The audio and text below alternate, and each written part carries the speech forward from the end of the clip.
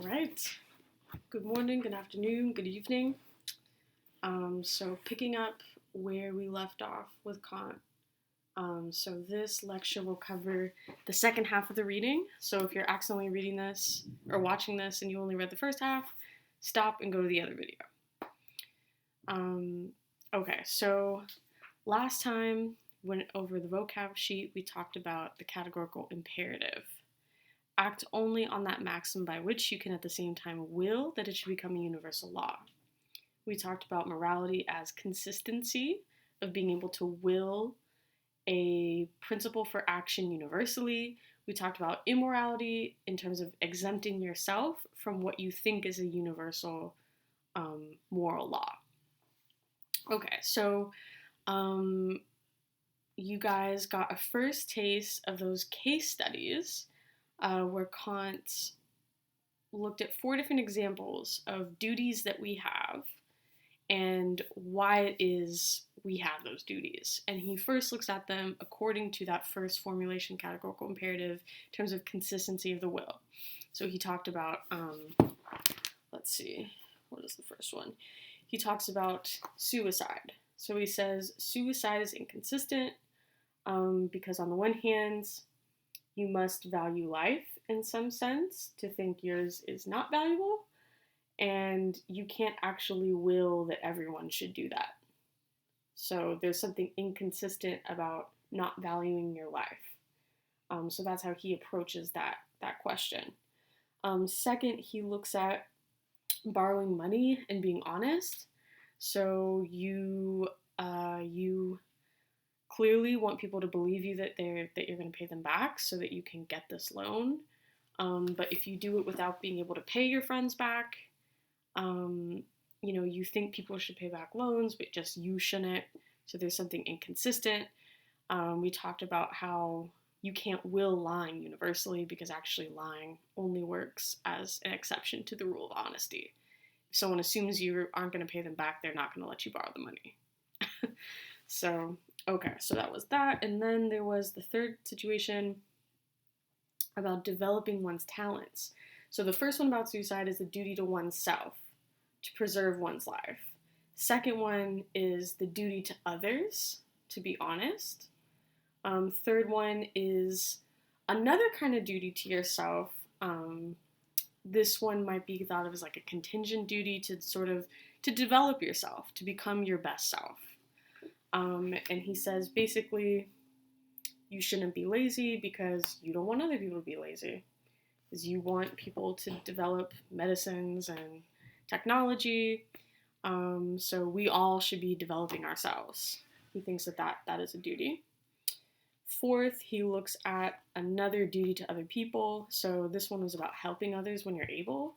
So if you could help someone and you're able, you have a duty to help them. Because if you're in that situation and someone could help you, you'd want them to help you. Okay, so after that, now we're getting into the material, the new material. So basically, he's going to go through those case studies again, but now he's going to look at them from a slightly different variation of the categorical imperative. In the second variation, the categorical appears to us as act in such a way that you treat humanity, whether in your own person or any other person, always at the same time as an end. So this is what it means to respect people as ends in themselves and respect yourself as an end in yourself. So that means you shouldn't be using yourself or using other people. So then he goes back through the examples and explains them a second time based on this definition. So obviously, ending your life, you're treating yourself as a means to an end. Lying to someone, you're treating someone else as a means to the end. Not developing yourself, you're using yourself to just be happy and not experience any struggle. And then finally, not helping others when you can. You are using someone else to just make your life convenient by not helping them. You guys are supposed to go deeper into those analyses in the discussion, but that's kind of a broad strokes summary. Okay, So now we get a bigger discussion of rationality, free will, autonomy, and dignity. These are big concepts for Kant. So, how do we do this? I kind of mentioned this last time, but what he thinks makes humans humans is our rational nature. And what it means to be rational is to be able to operate with freedom. Freedom means autonomy. Autonomy means being able to act only on reason and not just on inclination or feelings and emotions. So the reason why he's going to say your dog doesn't have free will is because your dog only acts according to its inclination. So your dog learns tricks, your dog is nice to you because you are nice to your dog and you feed the dog. Dogs only operate on a pleasure-pain system. Humans, on the other hand, we can separate, something being pleasurable or unpleasurable and deciding what we should do. So he thinks that when we are able to look at things rationally disconnected from our immediate desires or feelings, we're able to then make a decision about what should be done regardless of our own interests. So, your parents ask you to do something and maybe you're tired and you don't want to do it, but you have to separate from, here's how I feel, this is what my interests, like this is the plans I had for today, and you say, okay, my parents will need my help because they're working a lot or they're sick, and I have to do this thing, I have to rise to the occasion. That's the kind of thing when he's saying you make a moral decision when you're able to not merely do what's in your particular interest, but realize what you should do based on a universal maxim. So hopefully you're seeing resonances with Rousseau. So Kant loved Rousseau. Kant was a bit of a shut-in, and it said that the only painting he had in his house was a painting of Rousseau. So everything Rousseau said about the general will, that is the kind of thing that Kant is thinking about. So freedom, as in the law you give yourself, that makes you part of this universal social contract, that is what he's thinking of as freedom.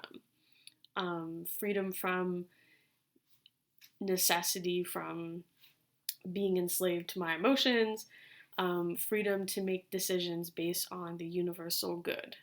That is what he has in mind. So he thinks that a corollary to that second definition of the categorical imperative of humans as ends in themselves is also because we have dignity because of our autonomous nature. So humans don't have a price. So he has a passage in there where there's things with price, which are interchangeable objects, and then there's things with dignity that are ends in themselves that are non-interchangeable. So you can't put a price on a human being because they are an autonomous, rational being with dignity. Okay. The third formulation of categorical imperative has to do with the kingdom of ends. So on the one hand, if we thought about all those interpersonal examples as, okay, I'm an end in myself, you're an end in yourself, what should we do in the situation? Then he tries to think bigger, really in terms of social contract theory, and he is a thinker in that tradition. Okay, well, how do you understand a society of a realm of ends in themselves, of all of us together? So there's a sense in which you can think of the third formulation as kind of his own social contract theory of how would we create a world based on freedom and autonomy, respecting everyone as an end in themselves. So we aren't reading his other political philosophy works, but he has a book called Perpetual Peace, where he develops this more in terms of political philosophy. But that's kind of where that third definition is going. So the tricky thing about these three formulations is that he thinks that they all sort of are one. So they're not necessarily adding new information, but they're just different ways of looking at the same thing. So he talks about the categorical imperative being universal in form, in content, and then he has a certain way of saying it. in a complete determination. So the categorical imperative being universal in form, that's the first version, the formal consistency of your will. The second one, the content or material, having to be about human nature as an end in itself. The third one, the complete determination, is thinking, what does this mean for like all of human existence on a society and global level? That's what he means as the realm of ends. Ends as in rational beings. Okay, I think that clarifies that. Oh, the last two things. So the last page that you guys had to read, 317, you don't need to read the last pages, 318, 319. More confusing stuff you don't need. But 317 talks about the autonomy of the will as the principle of morality and heteronomy of the will as a principle of spurious principles of morality. So immoral principles. So what autonomy of the will means that your will is only determined by the categorical imperative, not by feelings, not by the thing that you might gain from this action, not by your own personal interests. Heteronomy is when your will is influenced by both your personal desires and interests and your reason too. You know, you're probably like, are we ever able to separate totally our feelings, desires, and interests from what we will our actions to be? Of course not. So there's a sense in which, and he even talks about this, there's the perfectibility of humans' will is on the one is a limit concept. It's something that we aim towards, but is never fully achievable, which is why we need maxims to tell us what to do. On the other hand, we can get closer and farther to it. So probably most of the time we act out of heteronomy of the will.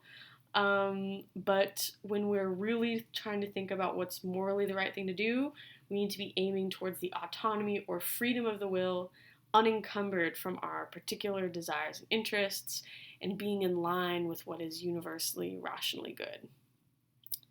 That is Kant. Like it or not, that's what it is. So I really hope more people come to my Zoom meetings on Kant, just because Kant is so tricky and it's hard to be teaching this not in person to field your questions. But that is where I will leave it for today. All right, see you guys later.